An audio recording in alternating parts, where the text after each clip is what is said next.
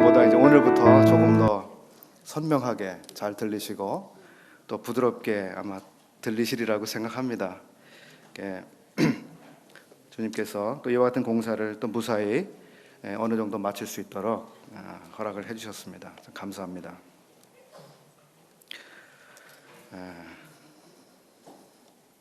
오늘 아침에는 베드로 전후서를 대략적으로 좀 훑어보면서 교제를 나눌까 합니다.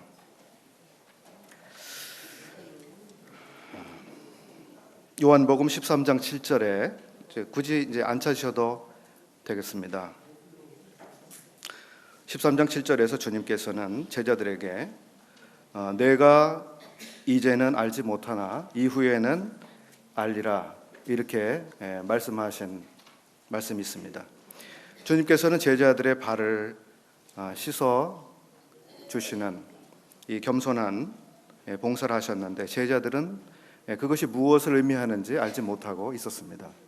그런 제자들에게 너희가 지금은 내가 너희의 발을 씻어주는 이것이 무엇을 의미하는지 지금은 알지 못하지만 나중에 알게 되는 그런 때가 있을 것이다.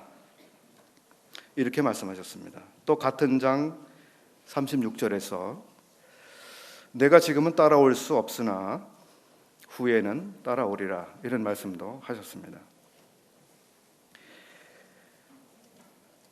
특별히 이제 오늘 나누고자 하는 말씀은 주님을 아는 것, 지금은 알지 못하지만 후에는 알게 된다고 하셨는데 주님을 아는 것에 대해서 조금 상고해 보려고 합니다. 한국인이 가장 좋아하는 시인이 누구인지 아세요? 김소월이라고 하는 시인을 가장 한국인들이 좋아하는 시인으로 알려져 있는데 이 시인이 쓴 시 가운데 예전엔 미처 몰랐어요. 그런 시를 썼습니다. 이 시는 연시입니다. 연애시, 그 남자와 여자 사이에 이별을 경험하고 난 뒤에 찾아온 여러 감정들을 노래한 그 연시입니다. 헤어지기 전에는 미처 몰랐던 것들이 헤어지고 난 뒤에야 이제 비로소 그게 그거였구나 알게 됐다고 하는 내용이죠. 우리의 삶에서 그런 일이 많이 생기는 것 같습니다. 우리들 가운데에서 어떤 일이 벌어지고 난 그때는 모르지만 그 뒤에 우리는 알게 되고 어떤 일을 다 겪은 다음에야 그 일이 그래서 일어났던 것이구나 이렇게 이해되는 일들이 참 많이 생기죠. 요즘 저희들이 함께 읽어가고 있는 욥기에서도 욥이 자신에게 일어나고 있는 일의 전체적인 그림을 이해하지를 못했습니다. 왜 자기에게 그와 같은 일이 일어나고 있는지 어떤 이유와 목적에서 그런 고통스러운 시간들이 계속되고 있는지 그 이해를 하지 못했습니다. 그 욥이 이제 후에는 그 의미를 알게 되지 않습니까? 우리가 무엇을 아는 데는 이와 같이 시간 그리고 경험이라고 하는 것이 필요한 것 같습니다. 사도들이 주님을 아는 데에는 역시 시간이 필요했던 것 같습니다. 그리고 또 많은 경험들이 필요했던 것 같아요. 물론 주님께서 12명의 제자들을 불러서 3년 동안 함께 생활하시고 말씀하시고 가르치시고 또 훈련하시고 많은 그 방법으로 제자들을 가르쳐 주셨지만 주님이 승천하신 때까지 이 제자들의 말과 행동을 보면 여전히 미숙하고 어린 사람들이라고 하는 생각을 저희들로 하게 합니다. 그런데 이제 베드로가 쓴 서신 베드로 전후서를 읽어보게 되면 베드로 사도가 이렇게 바뀌었구나 하는 것을 보면서 아주 놀라게 됩니다. 베드로 전서를 쓸 당시에 그 시기는 AD 64년으로 알려지고 있습니다. AD 64년 주님이 승천하시고 약 30년 정도 되는 시점입니다. 주님이 승천하신 다음에 이 제자들은 예루살렘으로부터 유대와 사마리아와 여러 지역에서 복음의 사역을 감당하고 또 양들을 치는 그런 일들, 또 교회를 세우는 그런 일들을 감당해 왔습니다. 적어도 30년 정도 주님을 섬기면서 사역을 감당한 이 노사도가 쓴 편지가 베드로 전서입니다. 그래서 베드로 전서를 보면 참 노숙한 종의 면모를 저희들이 보게 되죠. 적어도 사도 베드로는 연세가 60 후반 내지는 70이 가까운 나이가 아니셨을까 이런 생각을 해봅니다. 30대의 젊은 사도로 정말 향방 없이 이리저리 튀는 그런 사람이 베드로 서신을 썼을 때는 아주 안정된 사람으로 보여지고 있습니다. 이분은 30여 년을 더 주님을 섬기는 동안 주님을 배운 것입니다. 그 주님을 이제 아는 사람이 됐습니다. 이후에는 너희가 알게 될 것이다. 이래서 주님을 배워서 주님을 알게 된 이 사도가 이제 다른 그리스도인들에게 간절하게 요청하는 것이 있습니다. 그것은 여러분도 그리스도의 은혜와 저를 아는 지식 가운데서 자라가십시오 하는 것입니다. 내가 이렇게 주님을 배워왔습니다. 그리고 내가 주님을 향해서 자라났습니다. 이처럼 여러분도 주 안에서 자라가십시오라고 자기의 경험에 기초해서 이야기하고 있습니다. 30대의 그 베드로 사도가 여러분이 성숙해 가십시오라고 말을 했다면 아마 좀 달리 느껴졌을 거예요. 그러나 이제 노년에 이른 이 사도가 그런 이야기를 했을 때는 충분히 자기가 경험한 그 기초 위에서 참 진실한 당부를 우리에게 하는 것이구나 라고 받아들이게 됐을 것입니다. 그리고 주님 안에서 자라간다라고 했을 때, 즉 성숙 혹은 성장이라고 했을 때 이 사도는 지식이라고 하는 말을 연관을 지어서 말해주고 있습니다. 지식. 그리스도인이 성장하고 성숙한다고 하는 것은 지식과 관계가 있는 것입니다. 저를 아는 지식에서 자라간다. 그래서 지식이라고 하는 것은 그리스도인의 성장의 한 중요한 척도가 되고 있음을 알게 됩니다. 베드로 사도는 그렇게 유식하고 학식이 많은 사도가 아니라고 알려지고 있습니다. 그는 세속적으로 많은 공부를 한 그런 사람은 아니었습니다. 그럼에도 불구하고 그는 경험에 의해서 주님을 배운 그런 사람이 됐습니다. 그래서 이 사도가 말하는 그리스도를 아는 지식이라고 했을 때 이 지식은 단순한 지식이 아니라고 하는 것을 우리가 알게 됩니다.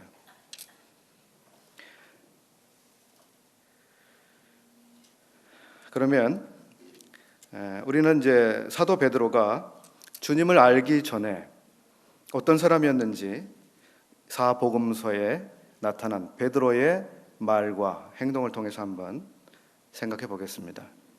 그 다음에는 사도행전과 서신서를 통해서 그가 어떤 경험과 과정을 거쳐서 주님을 배울 수 있었는가 하는 점을 또 생각해 보겠습니다.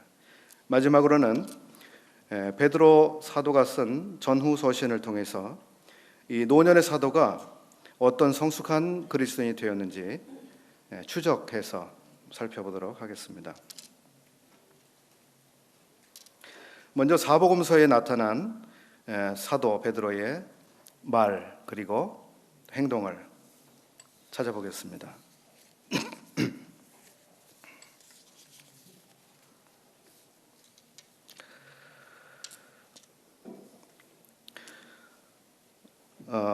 마태복음 14장 28절 일일이 찾지 않으셔도 좋을 것 같습니다. 많은 구절을 제가 인용해 드릴 거예요. 그러니까 들으시기만 하셔도 좋을 것 같습니다. 마태복음 14장 28절 베드로가 대답하여 가로되 주여 만일 주시거든 나를 명하사 물 위로 오라 하소서 한대. 베드로는 굳이 물 위로 네가 걸어서 오너라 라고 하는 말씀 안 하셨는데도 그냥 제가 물 위를 걸어서 주님께로 가겠습니다 라고 이렇게 하면서 물 위로 그냥 들어가 버리는 이런 모습을 보여주고 있습니다. 대단히 즉흥적인 사람이라고 하는 것을 우리가 알게 됩니다. 또 마태복음 16장 21절과 22절에서 많은 고난을 받고 죽임을 당하고 제3일에 살아나야 할 것을 제자들에게 가르치시니 베드로가 예수를 붙들고 간하여 가로되 주여 그리 마옵소서 이렇게 이야기를 하고 있습니다. 여기서 베드로 사도는 도대체 무슨 이야기를 하고 있는 것일까요? 주님, 제가 주님을 지켜드리겠습니다. 안심하십시오. 제가 있는 한 주님은 안전합니다. 이런 식의 메시지를 하는 게 아니겠습니까? 주님은 주님 자신의 생명을 지킬 수 없는 그런 상황이 오더라도 제가 주님을 지키겠습니다. 마치 이런 식의 이야기를 하고 있습니다. 그 자기의 능력을 이해하지 못하고 있었습니다. 또 한편 이 말씀에는 이 베드로는 주님과 또 하나님의 계획에 대해서 아주 무지한 상태에 있었다는 것을 알 수가 있습니다. 왜냐하면 주님은 죽음을 위해서 이 세상에 오셨는데 베드로는 그 점에 대해서 전혀 이해하고 있지를 못한 것입니다. 죽음을 맛보지 아니하시고 이 땅에서 계속 영광스러운 상태로 남아 계시기를 베드로는 원했습니다. 이 하나님의 생각과 너무나 다른 생각을 하고 있었던 것이죠. 17장 4절에서 우리가 여기 있는 것이 좋사오니 만일 주께서 원하시면 내가 여기서 초막 셋을 짓겠습니다. 하나는 주님을 위해서, 하나는 모세를 위해서, 하나는 엘리야를 위해서 그렇게 집 세 채를 제가 건축을 하겠습니다. 여기서 이 사도는 주님과 또 엘리야, 모세와 근본적으로 어떻게 다른지에 대한 이해를 가지고 있지 못한 사람으로 보여지고 있습니다. 엘리야와 모세가 대단히 영광스럽게 된 그런 분들이면 틀림이 없습니다. 존경을 받을 만한 분들이고 놀라운 주님의 종들임에 틀림이 없습니다. 그럼에도 불구하고 주님과 함께 영광을 동등하게 취할 수 있는 그런 입장은 아니었습니다. 한 분은 하나님이시고 그 옆에 있던 사람들은 정말 사람들이었기 때문이죠. 이 차이를 베드로는 이해하지 못하고 있었습니다. 마태복음 26장 33절에서 베드로가 대답하여 가로되 다 주를 버릴지라도 나는 언제든지 버리지 않겠나이다.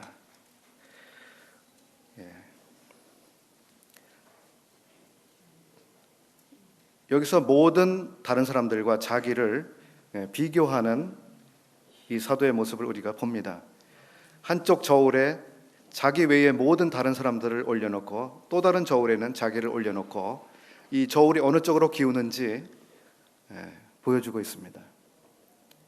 나 외의 모든 사람들은 주님을 버리는 그런 상황에 되어도 나만큼은 그러지 않을 것입니다. 굉장히 비교하는 것을 중요하게 생각하고 다른 사람들과 비교해서 자기의 가치를 평가하고자 하는 이런 태도가 역력해 보입니다. 이런 일들은 우리 모든 사람에게 일어날 수 있는 일 같습니다.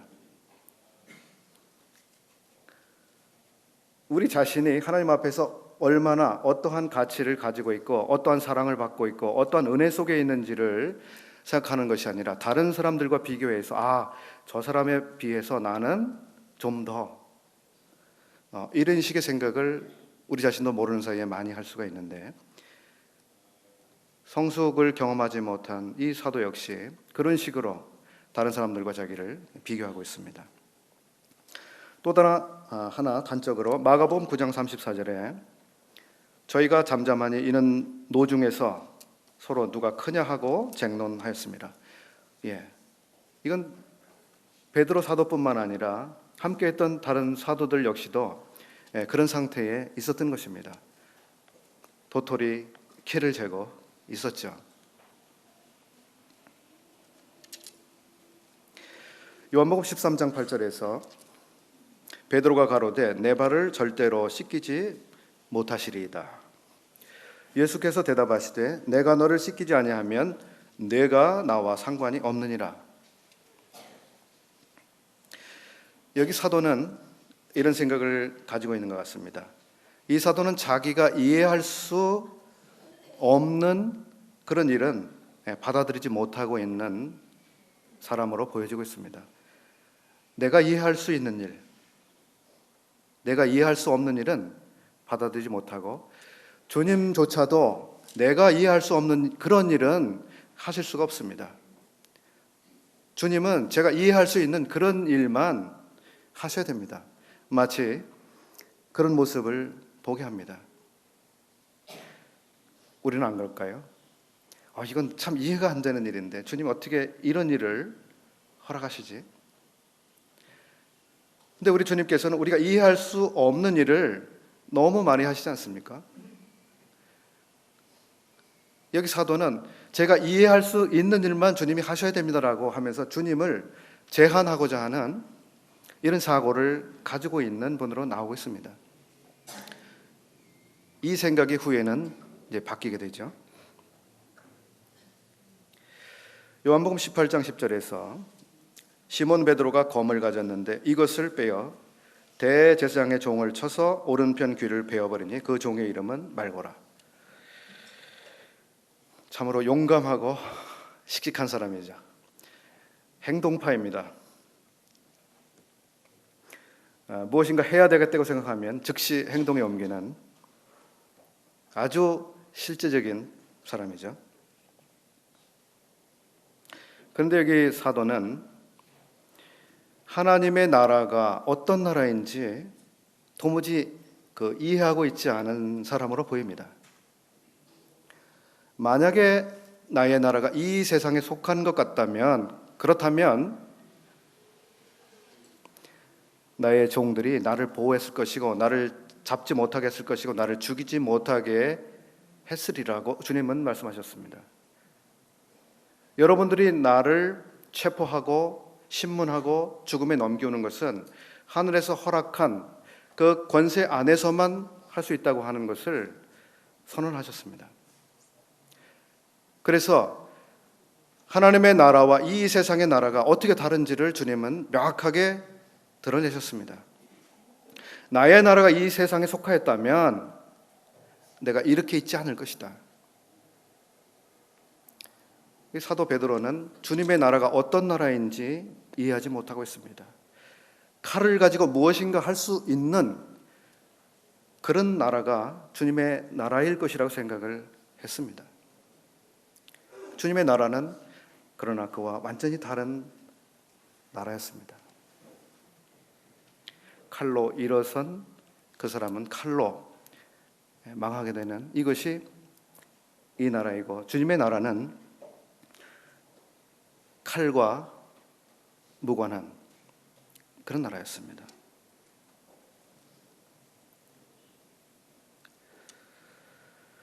요한복음 21장 3절 시몬 베드로가 나는 물고기 잡으러 가노라 하매 저희가 우리도 함께 가겠다 하고 나가서 배에 올랐으나 이 밤에 아무것도 잡지 못하였더니. 요한복음 21장 3절 이 부분은 주님이 고난을 받으시고 그리고 부활하신 다음의 일입니다. 제자들이 주님의 부활을 명확하게 보았습니다. 제자들 앞에 나타나신 주님을 만났습니다. 주님이 제자들이 두려워서 문을 걸어 잠그고 있는 그 방에 나타나신 그 뒤였습니다. 이제 주님이 어떻게 살아나시고 어떠한 영광스러운 분으로 제자들 앞에 나타나셨는지를 본 이후인데도 불구하고 이 사도는 주님의 시간까지 기다리는 이 기다림에 대해서 아직 배우지 못한 모습을 보여주고 있는 것입니다.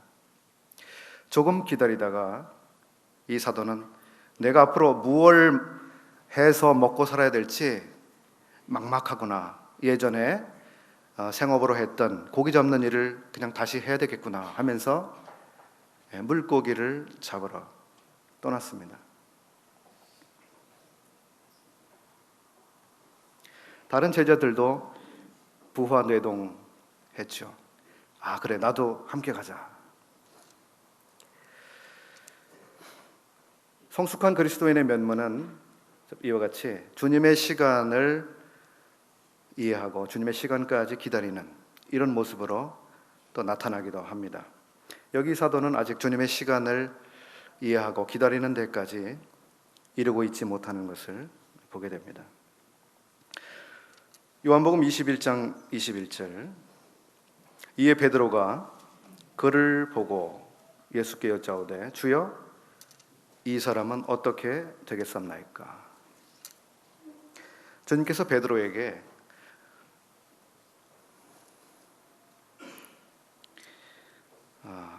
내가 노년에는 사람들이 내가 원하지 않는 그런 곳으로 너를 데리고 다닐 것이다, 이런 이야기를 하셨습니다. 베드로의 의지와 상관없이 자유를 네가 잃어버릴 것이다. 내가 메인 몸이 될 것이다. 내가 내 의사가 아닌 다른 사람들의 의사에 의해서 내가 그렇게 움직이게 될 것이다. 이런 이야기를 들었을 때 이 사도는 마음이 즐겁지 않았습니다. 내 노년이 그렇게 비참해진다는 것에 대해서 기쁘지 않았습니다. 그러면서 자기 옆에 있던 요한을 이렇게 지그시 바라보면서 저 사람은 어떻게 되지? 나는 말년에 그렇게 참 힘든 고난을 겪게 된다고 하셨는데 요한은 어떻게 되지? 이렇게 그러면서 주님께 물었습니다. 저 사람의 말년은 어떻게 될까요? 어떻게 됩니까? 저에 대한 계획은 그러신데 저 사람은 아무 고난도 받지 않는 것입니까? 저 사람은 순탄하게 노년을 보내게 됩니까? 그런 질문을 하고 있는 거죠. 이때까지도 이 사도는 다른 사람들과 자기를 계속 비교하고 있는 모습으로 나타나고 있는 것입니다. 저 사람은 항상 일이 잘 되는데, 잘 풀리는데, 하는 것마다 잘 되는데, 그리고 늘 건강한데 왜 나는 어려움을 당한다고 말씀하시지? 즐겁지 않은 이야기죠. 그럼에도 불구하고 주님께서는 각 사람에 대한 계획을 다 가지고 계시잖아요. 각 사람을 통해서 주님이 영광을 얻으실 계획을 가지고 계시지 않습니까? 나를 향하신 주님의 계획을 그대로 내가 받아들이는 이것이 아니라 저 사람은 혹은 저 사람은 저기 있는 저 사람은 하면서 자꾸 두리번거리는 것입니다. 옆을 봅니다. 그래서 이때까지 이 사도는 위에 계신 주님을 보는 것이 아니라 좌우를 살피고 주변을 살피면서 그것을 통해서 자기를 확인하는 상태에 있음을 보게 됩니다. 여러분들은 어떠세요? 우리가 성숙하게 되기 전까지는 우리의 시선이 좌우를 살피게 되리라는 생각을 해봅니다.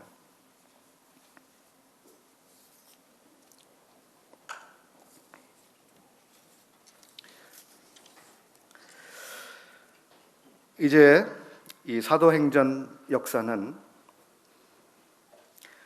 주님께서 승천하시고 제자들을 이 땅에 남겨놓으신 뒤의 일입니다. 내가 떠나가는 것이 너희에게 유익하다. 주님 말씀하셨습니다. 주님과 함께 있을 때보다 주님이 떠나가신 뒤에 시간을 통해서 이 제자들은 주님을 더 잘 배웠습니다. 주님을 더 확실하게 배운 사람들이 됐습니다. 그래서 주님이 제자들을 떠나신 게 제자들에게 더 좋은 일이 됐습니다. 제자들이 주님을 떠나보낸 다음에 제자들은 이 땅에서 많은 일들을 경험하게 됐습니다. 주님이 행하시는 놀라운 능력들을 봤습니다. 또 제자들에게 임하는 위협과 협박과 고난과 채찍질과 갇힘과 수많은 일들을 경험했습니다. 부당한 권력으로 횡포를 부리는 그 정부 밑에서 억압을 당해보고 애매한 고난을 당하는 그런 경험을 했습니다. 또 주님이 없는 가운데 12명의 제자들이 함께 주님의 뜻을 위해서 어떻게 협력하고 동역하고 갈등을 해결하고 사이좋게 일을 해 나가는 그런 여러 어려운 국면들이 있었을 것입니다. 그런 경험들을 통해서 이 사도들은 주님을 더 잘 배웠을 것입니다.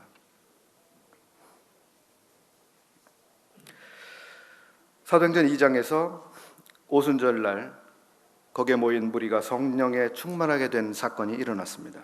사람들은 방언을 했습니다.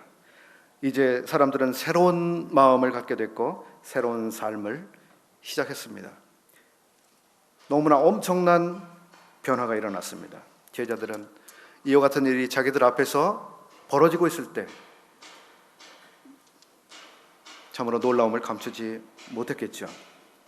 사도행전 3장에서 성전 미문에서 안진뱅이로 있던 사람이 고침받는 것을 이 사도는 보았습니다. 그리고 자기의 사역을 통해서 사람이 고침받는 이런 일을 경험했습니다. 사도행전 4장에서 제사장과 사두개인들이 이 사도들을 위협하고 체포하는 내용이 나옵니다. 그러나 그런 중에서도 하나님께서는 5,000명의 남자들을 회심하도록 하신 역사가 기록되고 있습니다. 그리고 제자들은 이 위협과 체포와 두려움 속에서도, 이 상황 속에서도 물질을 통용하고 자기의 것을 자기의 것이라고 생각하지 않는 이런 엄청난 변화된 삶을 살아갔습니다. 사도행전 5장에서 어떤 사람이 주님의 영을 시험하다가 징계를 받는 일이 기록되고 있습니다. 이 위기를 지나면서 계속돼서 회개 역사가 일어나고 있었고 그런 속에서도 체포와 투옥은 계속되고 있었습니다. 사도 베드로가 다시금 체포되었고 옥에 갇혔습니다. 옥에 갇혀있던 그 밤에 옥문이 열렸습니다. 그리고 베드로가 이제 옥에서 나오게 됩니다. 주님의 기적적인 능력을 경험했습니다. 그리고 다시 나와서 또 복음을 선포하고 사람들을 가르쳤는데 또다시 사도는 체포당하고 채찍질당하고 위협을 당하고 다시는 예수의 이름으로 무엇을 전파하거나 가르치지 말라고 경고를 받고 있습니다. 사도행전 6장에서 하나님의 말씀은 더욱더 왕성해져 가고 이제는 집사들이 세워진 내용이 기록되고 있습니다. 7장에서 스데반이 순교한 내용이 기록됩니다. 8장에서는 사울이라고 하는 아주 열심 있는 사람이 교회를 열심을 다해서 핍박하는 그런 내용이 기록되고 있습니다. 그러나 이러한 상황 속에서도 스데반의 이 일로 흩어진 무리들이 유대와 사마리아 각 지역으로 퍼져나가서 복음이 전파되고 있는 이런 소식이 들려집니다. 그리고 사마리아 지역에도 이제 주님의 은혜가 전해지고 사마리아 사람들도 회개하는, 그리고 성령을 받는 이런 일이 기록되고 있습니다. 사도행전 9장에서 이제 사울이 회심한 이런 내용이 기록이 되고 있습니다. 이때 베드로는 룻다와 욥바에 가서 전도를 하고 있습니다. 욥바에 있던 베드로를 주님께서 이제 가이사랴로 보내셔서 고넬료에게 전도하시게 하시는데, 이것이 10장에 기록되고 있습니다.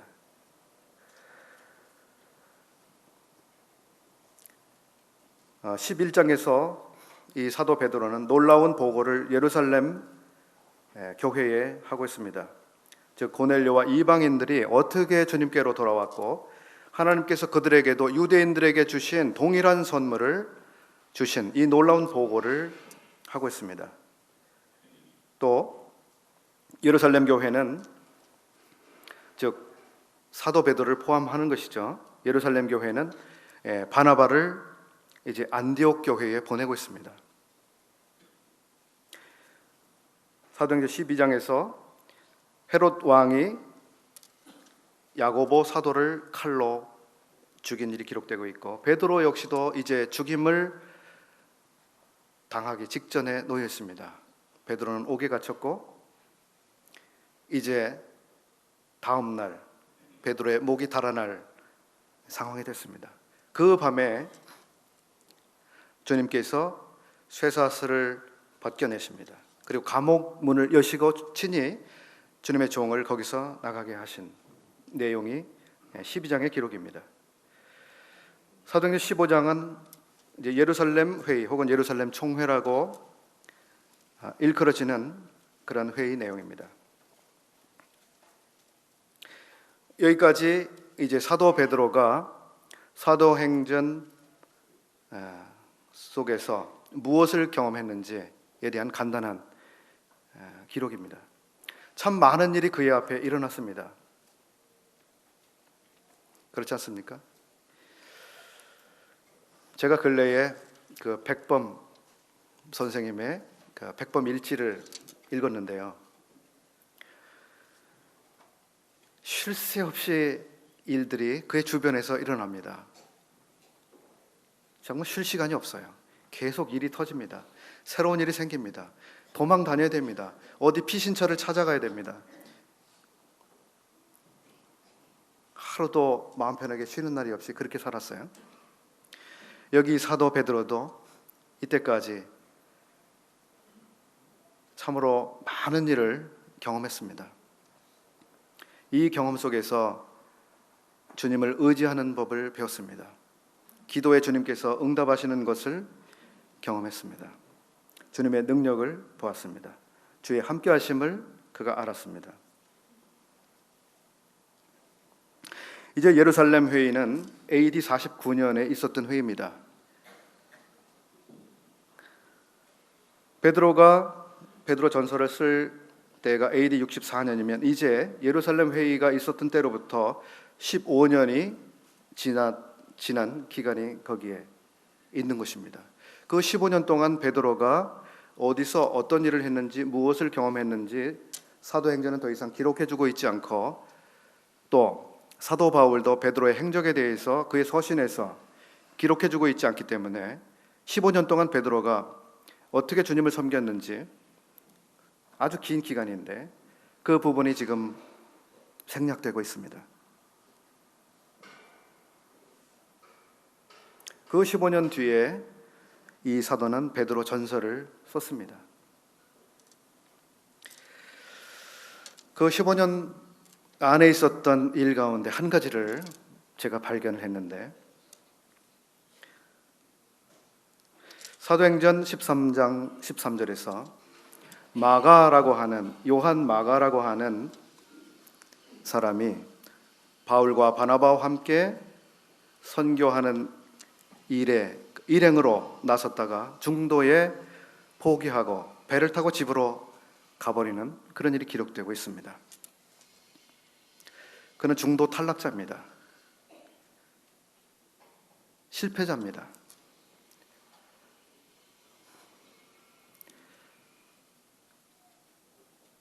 이 일 때문에 사도 바울은 그 다음번 여행에서 이 사람과 동행하는 것을 거절했습니다. 그 사람은 우리와 함께 할 수 없다.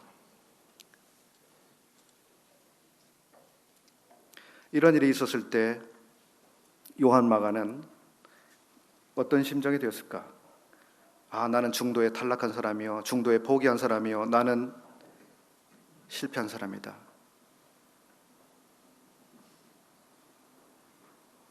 그는 스스로를 얼마나 정죄하기도 했고 마음이 눌려 있었을까요? 자기의 삼촌 바나바는 자기 때문에 싸우기까지 했습니다. 둘도 없는 친구 간의 관계가 깨어졌습니다. 아름답던 동역의 관계는 더 이상 진행될 수가 없었습니다. 자기 때문에, 나 때문에 빚어진 그 불행한 일들을 생각할 때 마가는 고개를 들 수가 없었을 것입니다.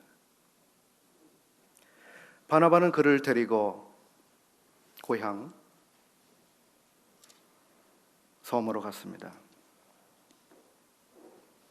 그런 다음에 마가가 나타나고 있는 내용은 베드로전서 5장 13절입니다. 여기는 한번 찾아보겠습니다.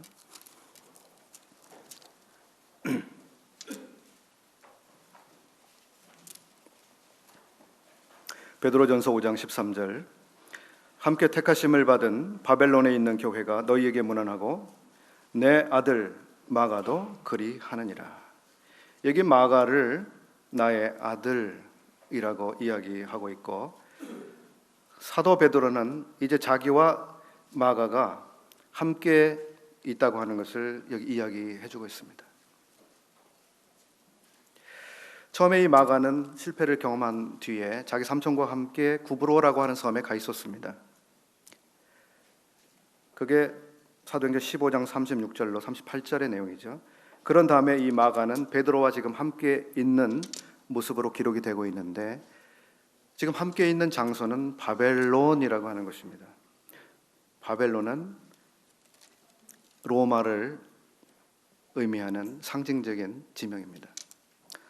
로마에 베드로와 함께 가 있고 베드로에게 아들이라고 일컬음을 받고 있습니다. 그런 다음에 마가가 나타나고 있는 곳은 디모데후서 4장 11절입니다. 디모데후서는 사도 바울의 마지막 서신이고 그가 처형을 당하기를 바로 앞둔 시점에 쓰여진 편지입니다. 이 마지막 바울의 편지에서 사도는 디모데에게 디모데가 마가와 함께 자기에게 와주기를 요청하고 있습니다. 사도 바울이 마가를 이제 이해하게 됐고 받아들이는 마음이 됐습니다.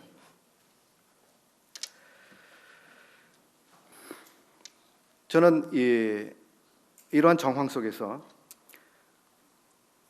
사도 베드로가 어떻게 마가를 생각했고 어떤 마음으로 그와 교제하고 그를 돌보았을까 하는 것입니다. 사도 베드로는 12사도 중에 가장 많이 실수를 한 사람이었죠. 그는 실패를 경험한 사람이었습니다. 다 주를 버릴지라도 저는 그렇지 않을 것입니다. 거기서 이 사도가 한번 넘어졌습니다. 신문 받고 있는 주님과 눈이 마주쳤을 때 그의 마음이 어떠했습니까? 그의 실패는 여기서 끝나지 않았습니다. 나는 물고기를 잡으러 가겠습니다. 내가 어떻게 살아갈 방편을 내가 찾아야지 주님만 의지하고 그냥 넋놓고 있을 수만은 없습니다. 그래서 배를 가지고 나갔던 그 사도가 새벽에 자기를 기다리고 있던 주님을 만났습니다. 주님은 숯불을 피워놓고 떡과 고기를 구워놓고 따뜻한 불을 마련하고 거기서 베드로를 기다리고 계셨습니다. 그러면서 네가 나를 사랑하느냐고 물으셨습니다.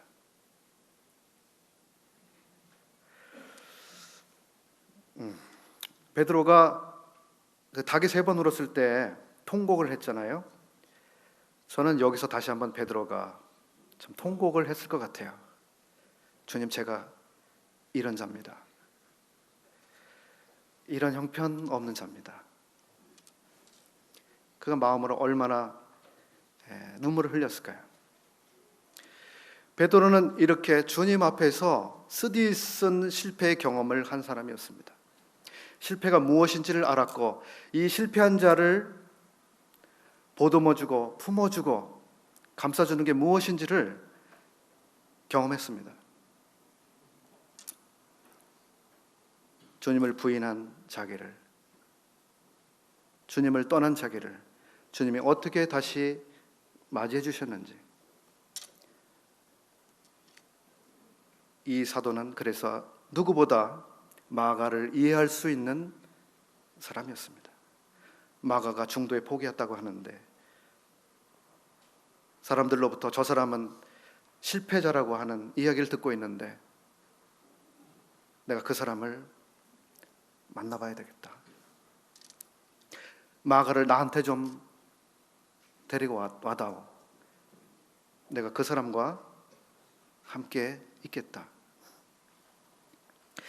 실패를 경험한 이 사람이 또 다른 실패자를 만나고 이 실패를 위로하신 주님의 그 위로를 통해서 실패한 사람을 위로하는 것을, 이 놀라운 또 아름다운 따뜻한 그림을 저는 봅니다. 마가는 크나큰 격려와 도움을 받았습니다. 뒤에 이 요한 마가는 마가복음을 기록하게 됐습니다.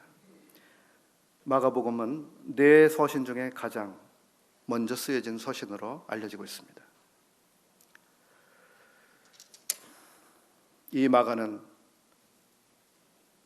은혜로 말미암아 실패를 딛고 일어섰으며 사도 바울도 이제 그를 귀히 여기는 이런 정도까지 그는 회복이 됐습니다.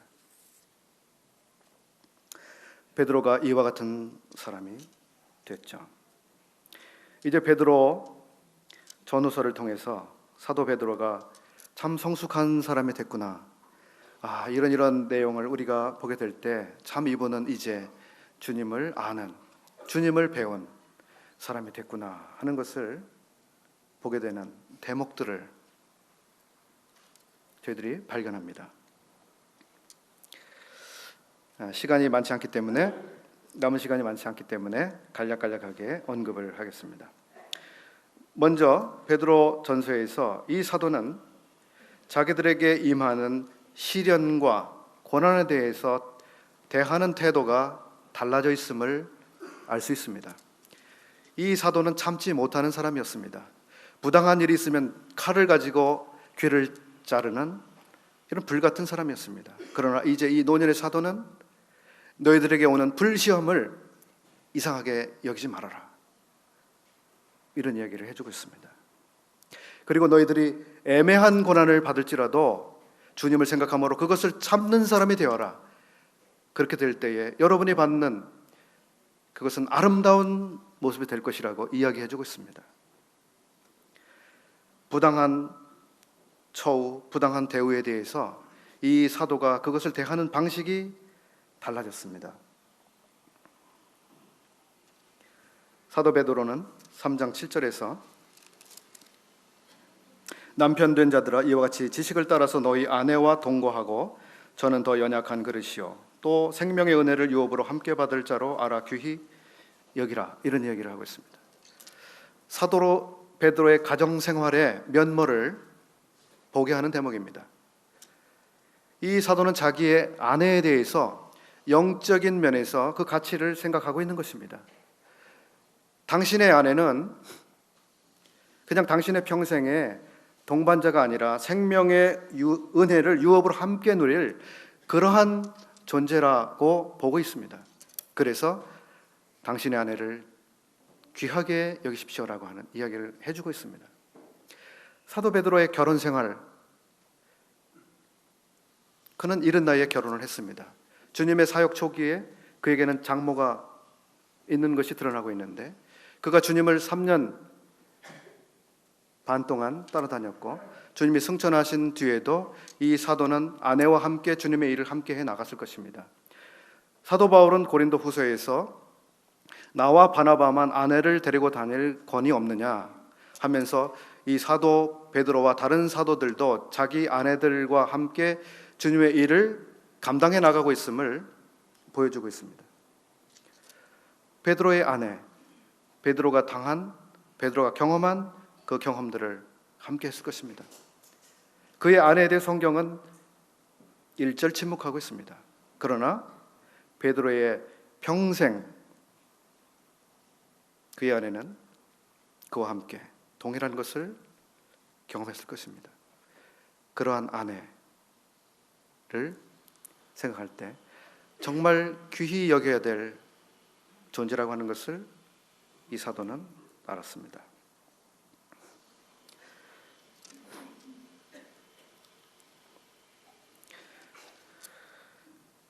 이 사도는 이전에는 좌로 우로 주변을 두리번거리는, 다른 사람들과 비교하는 이런 사람이었지만, 이제는 위를 쳐다보는 사람이 됐습니다. 위를 바라보는 사람이 됐습니다. 그래서 다른 사람들이 자기를 어떻게 평가하는지, 다른 사람들이 나보다 더 성공하는지, 더 잘 되는지, 더 칭찬을 받는지, 더 영광을 누리게 되는지 이런 데 더 이상 주목하지 않았습니다. 그는 자기의 길을 가고 있고, 이제 베드로 후서에서 나의 이 옷을 벗을 때가 가까이 됐다, 몸을 떠날 때가 가까이 됐다라고 이야기를 하고 있습니다. 이 사도는 젊었을 때에 주님께서 부모와 처자와 전토를 벌이고 나를 좇으라 하고 했을 때 이 사도가 당돌하게 주님께 그렇게 물었던 사도입니다. 우리가 이 모든 것을 버리고 주님을 쫓았습니다. 자, 그러니 우리에게 돌아올 것이 무엇입니까? 이렇게 물었던 사도입니다.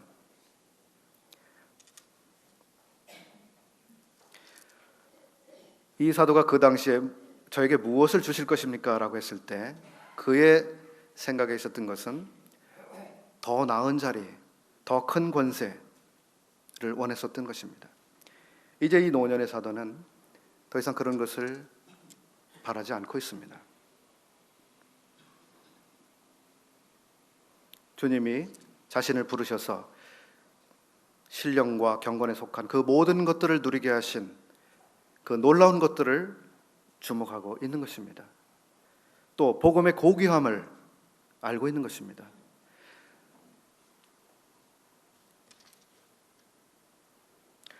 베드로후서 1장 19절과 20절에서 우리는 경솔했던 이 사도가 참으로 신중한 사람으로 변해 있는 것을 볼 수 있습니다.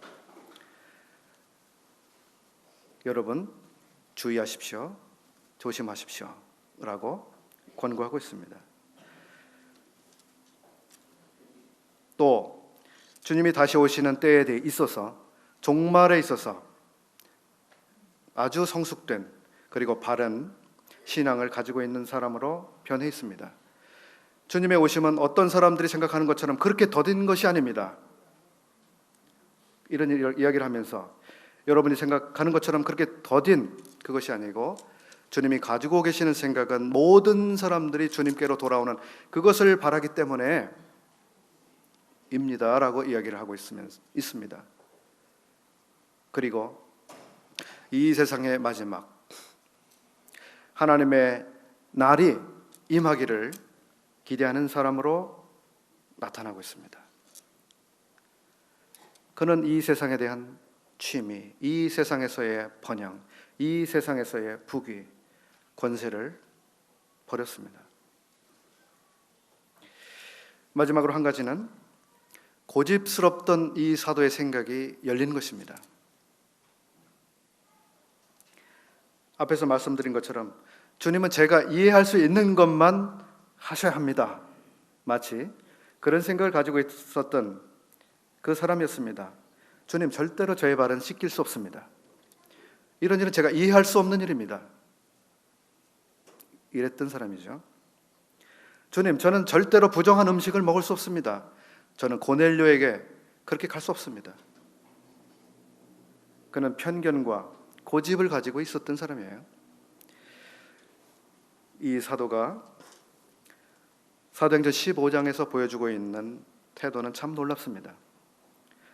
사도 바울과 그의 일행을 통해서 하나님이 역사하신 그 놀라운 사역의 보고들을 들을 때 이 사도는 그것을 열린 마음으로 받아들이고 있습니다. 그리고 사도 바울의 이 사역에 대해서 변화하는 입장에서 이야기를 하고 있습니다. 너무나 큰 변화입니다.